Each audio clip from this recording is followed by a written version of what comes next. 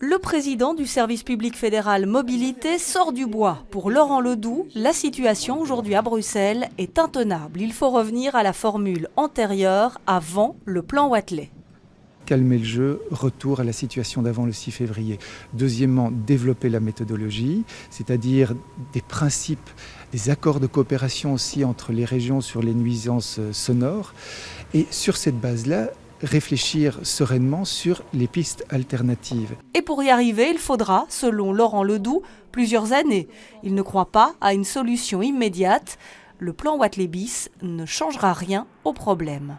Il faudra prendre en compte les aspects historiques. Toute une série de routes et de situations existent depuis plus de 40 ans.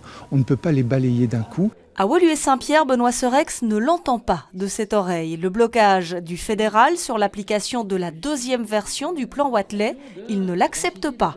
Au niveau bruxellois, les négociateurs dont il était sont bien arrivés à un accord, eux. Entre francophones et flamands, raisonnables ici à Bruxelles, on a su se mettre d'accord sur une position commune qui vise l'extension de la nuit. Et donc ça, c'était un élément quand même important. Et aussi l'établissement de routes sur base des critères de densité de population, ce qui se fait partout ailleurs au niveau international.